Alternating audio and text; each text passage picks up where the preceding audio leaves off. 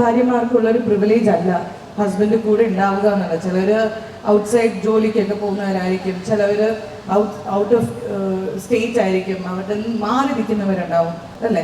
അപ്പൊ ആ സമയത്തും നമുക്ക് ഏറ്റവും വലിയ സ്ട്രെങ്ത് ആവേണ്ടത് നമ്മൾ തന്നെയാണ്, നമ്മുടെ ഇന്നർ വോയിസ്. അത് ഈ പ്രഗ്നൻസി ടൈമിൽ നമ്മൾ റെസ്പോൺസിബിൾ ആയിരിക്കണം. നമ്മുടെ തോട്ട്സ്, നമ്മൾ പറയും നമ്മൾ negative thought, positive, I think കുറച്ചും കൂടി നമ്മൾ റെസ്പോൺസിബിൾ ആയിട്ടുള്ള തിങ്കിങ്ങിലേക്ക് കയറണം. നമ്മൾ കാണുന്ന കോണ്ടന്റ്, ഇപ്പം നമുക്കറിയാം സോഷ്യൽ മീഡിയയുടെ കാര്യം, എല്ലാ ഫിംഗർ ടിപ്സിലാണ് നമുക്ക് ഇൻഫർമേഷൻ ഉള്ളതും എല്ലാം. അപ്പം നമ്മൾ സ്ക്രോൾ ചെയ്യുന്ന കാര്യങ്ങൾ എന്താണ് നമ്മൾ കൂടുതൽ കൺസ്യൂം ചെയ്യുന്നത്. ഇപ്പം പ്രഗ്നൻ്റ് ആയിരിക്കുന്ന ഒരു ലേഡി ആൽക്കഹോൾ കൺസ്യൂം ചെയ്യോ? ഇല്ല. അതേപോലെ തന്നെയാണ് മനസ്സിന് എന്താ പറയുക, മനസ്സിനെ ഡിസ്റ്റർബ് ചെയ്യുന്നതൊന്നും ആ സമയത്ത് പ്രഗ്നന്റ് ലേഡീസ് കാണരുത്.